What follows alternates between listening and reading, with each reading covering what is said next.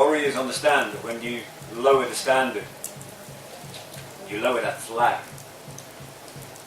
that you've submitted, that the battle is over, that the opposition, the enemy, has taken over and is now in control.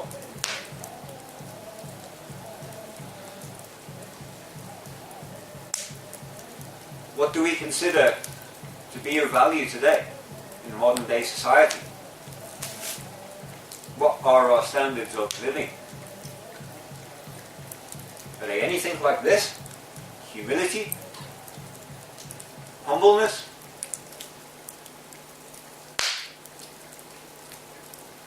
Are we making wise choices? The representatives of our communities, the representatives of our nations, who are representing you and your ideals.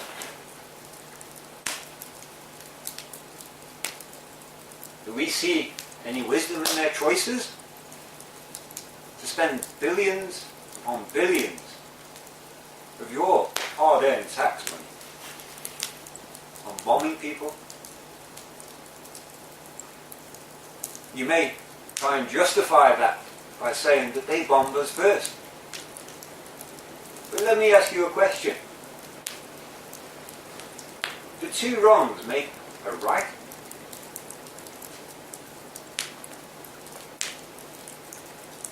By reacting angrily, without fortitude, is that going to make the situation any better? Have we not learned from the mistakes of previous conflicts? When will we learn? We spend more money on bombs and bullets than we do on education, on healthcare.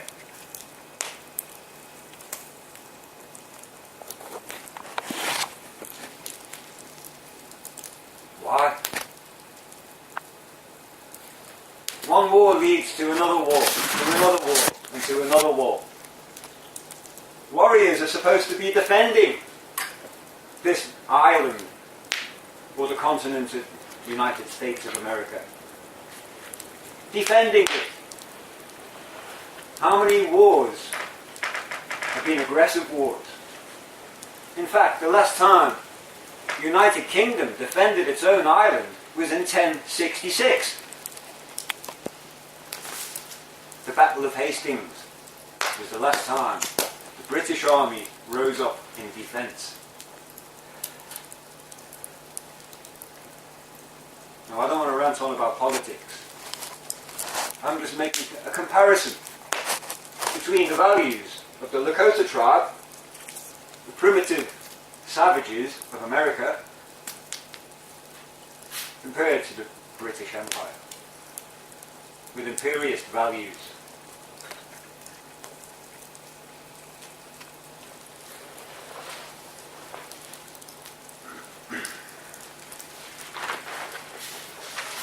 So let's take a look at the wheels of relationship, and we can see these wheels in nations. We can see these wheels in our relationships at home, with our partners, with our children, at work, with our boss. And if we look at ourselves and look at our strengths and weaknesses, areas of our lives that we apply the most attention to, we can see how they can become broken, wobbly.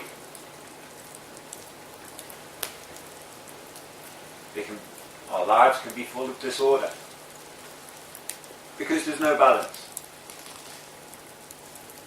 If you live in a 4-bedroom house but only spend time in one room,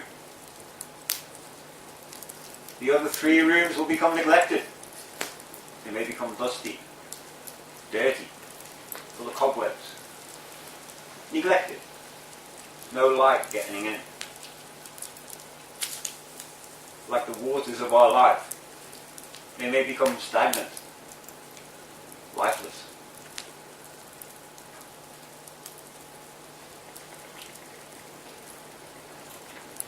If we apply, as most of us do, most of our time in the mind, thinking about what we're going to do, getting up, going to work, spending the day doing physical work, and then coming home and thinking about that physical work that we've just done, and then repeating that same action the next day, waking up, going to work, coming back, thinking about it a little bit before we go to bed.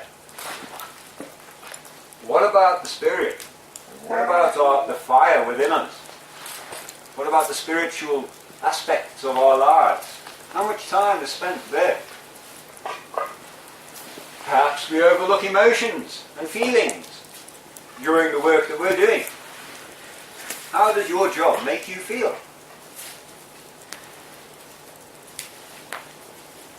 Do these get any attention in the physical world? Do these areas that aren't seen or felt physically, how much attention is given to it?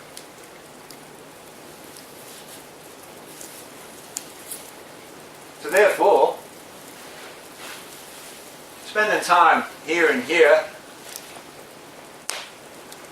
is it making us grow? Or are we just getting by? Are we not firing on all four cylinders? Are we off centre? Are we lost and trying to fill a hole? Filling something that's missing. We know something's not quite right, but what is it?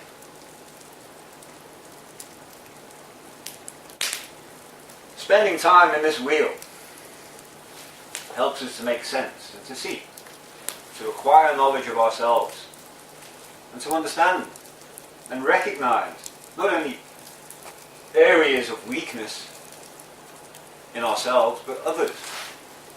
We can see by looking at our nation how much time is given to the emotional, to the soul, to our spirits.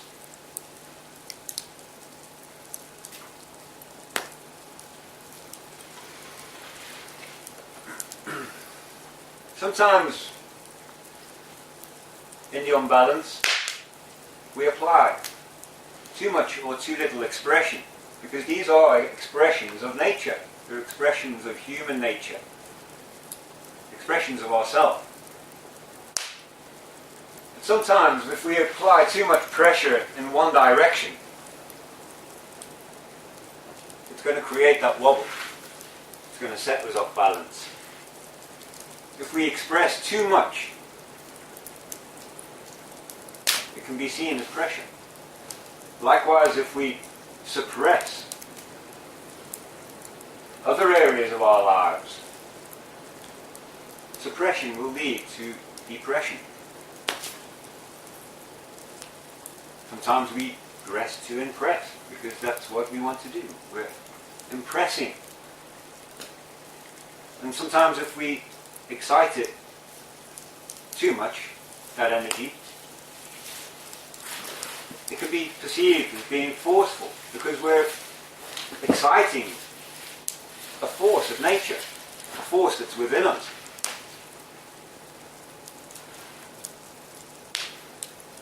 We use words quite often, like we might describe our partner as the other half. Meet the other half. She makes me feel whole. She makes me feel complete. We can see sometimes how opposites can attract.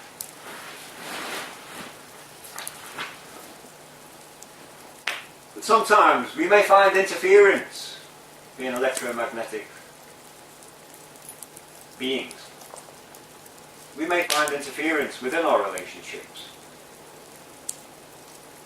And perhaps we're on a different wavelength. Perhaps this is due to sending out the wrong signal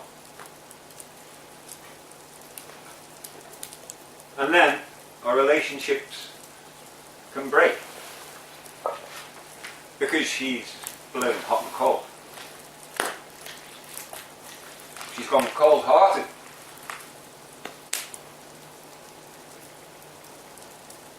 She may appear to be shallow and not lack emotions. So we can see, we describe our relationships as being the wheel. We have a relationship wobbles. We need to keep these elements in balance. These parts of ourselves. Because then the relationship may become unstable.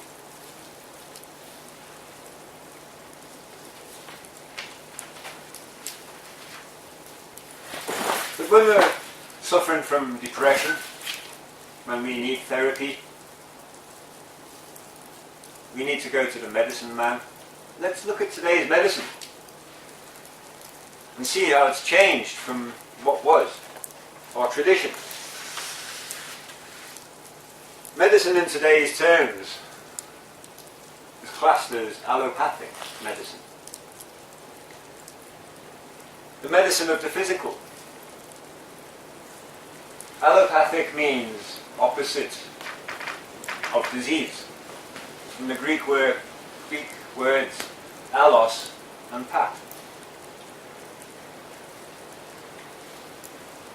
The object in allopathic medicine is no disease. It treats the opposite.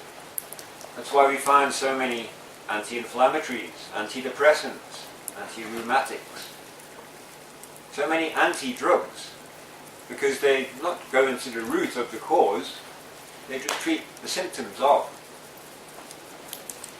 The provider in today's healthcare is known as a physician. Note the root of the word. Physical. Physician. The object is to treat the disease. To cure or manage the disease in the individual. Today's values in medicine are patient confidentiality. The honours go to the physician for curing the patient. And they have the symbol of the serpent and the staff. As opposed to traditional healing, which is known as holistic. It's a spiritual healing that deals with all aspects of emotion, spirit, the mind, and to bring balance in all areas. We traditionally have healers. The object is to promote health, not wait until disease sets in.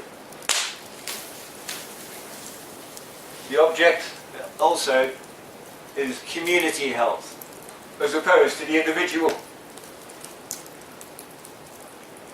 The values will go to the family